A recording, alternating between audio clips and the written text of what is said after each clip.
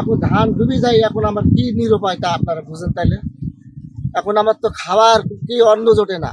মেহেরপুরের গাংনী উপজেলার তেরাইল ও ১৬ টাকা মৌজার মধ্য দিয়ে ভেদ্রি খাল খনন করেছিলেন সাবেক রাষ্ট্রপতি জিয়াউর রহমান। তবে পুকুর খননের মাটি ফেলে অবৈধভাবে সরকারি এই খাল ভরাট করায় খেসারত দিতে হচ্ছে এলাকার কয়েক হাজার কৃষককে। সামান্য বৃষ্টিতেই তলিয়ে যাচ্ছে ফসলি জমি। বিস্তীর্ণ মাঠে মাসের পর মাস জলাবদ্ধতার কারণে ৩ থেকে ৪ হাজার বিঘা জমি এখন অনাবাদি হয়ে পড়েছে। প্রায় ১৫ বছর ধরে খালটি অবৈধ দখল করে অপরিকল্পিত পুকুর খননের কাজ করছে স্থানীয় একটি প্রভাবশালী মহল। ফলে আশেপাশের কয়েক হাজার বিঘা আবাদি জমির পানি নিষ্কাশন বন্ধ হয়ে যাওয়ায় বিপাকে পড়েছেন কৃষকরা। ধান লাগানোর সাথে সাথে ধান ডুবে গেছে। এখন ধান ডুবে যায়, এখন আমার কি নিরুপায় তা আপনারা বুঝেন তাইলে।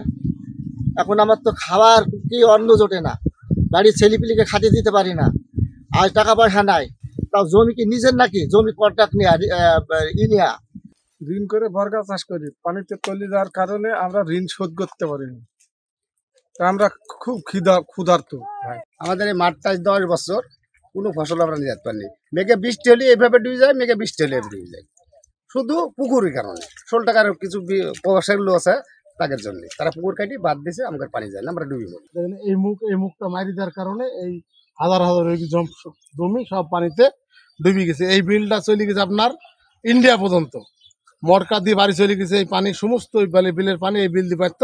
এই মুখটা মারি দেওয়ার কারণে এই হাজার হাজার বিঘি জমি সব পানি তলে ডুবে আছে।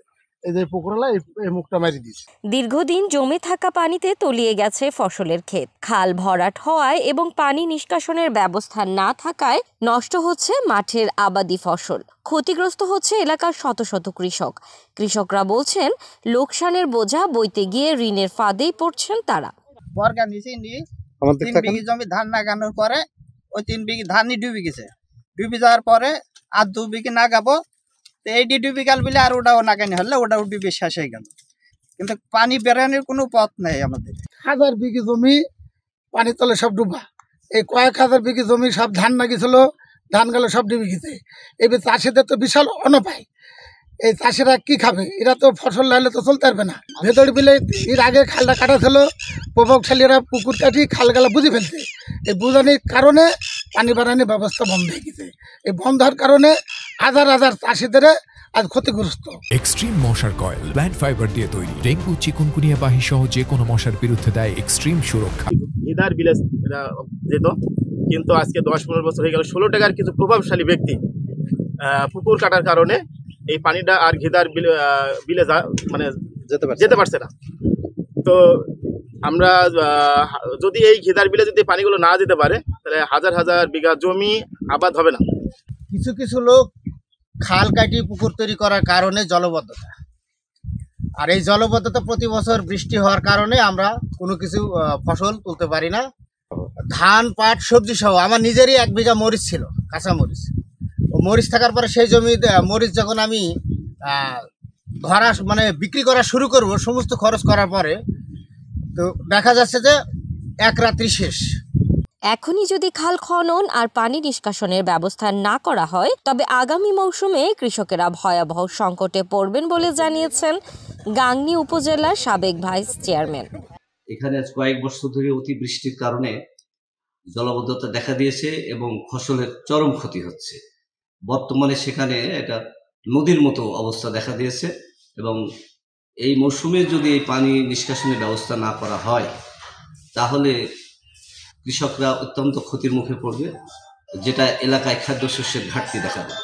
এদিকে খাল দখল সহ জলাবদ্ধতা সমাধানে উদ্যোগ নেয়ার কথা জানিয়েছেন গাংনী উপজেলার নির্বাহী কর্মকর্তা। এই খালটা দখল হয়ে যাওয়া অথবা মানুষের মানবসৃষ্ট এই জায়গাটি, এখানটায় কৃষি জমি থেকে পানিগুলো আর অপসারণ হচ্ছে না। তো তার প্রেক্ষিতে মানুষের কৃষির ফসলাদি এবং মানুষের বাড়িঘরও অনেক সময় এই বিষয়ে জলাবদ্ধতায় পতিত হচ্ছে। তো যেহেতু এটা মানবসৃষ্ট এবং এটা দীর্ঘদিন থেকে এটা হয়ে আসছে এবং আমরা যেটা জানতে পেরেছি, এটা বিগত প্রায় 10-15 বছর থেকেই এই ধরনের দখলদারিত্ব চলছে। তো আমরা এই জায়গাটি খুব দ্রুততম সময়ে যেন আমরা এই বিষয়ে উদ্যোগী হতে পারি, সেই বিষয়ে আমরা তদন্ত করে পরবর্তী প্রয়োজনীয় ব্যবস্থা নেব। এক সময় সোনালী ধানের শীষ দুলত যেখানে, আজ সেখানে দাঁড়িয়ে আছে হাহাকার। কৃষকের মুখে হাসির বদলে জমেছে হতাশার ছায়া। অথচ সচেতনতা আর পরিকল্পিত উদ্যোগ গ্রহণে এই জমিগুলো আবার ভরে উঠতে পারে বলে ফসলে আর গাল ভরা কৃষকের হাসিতে।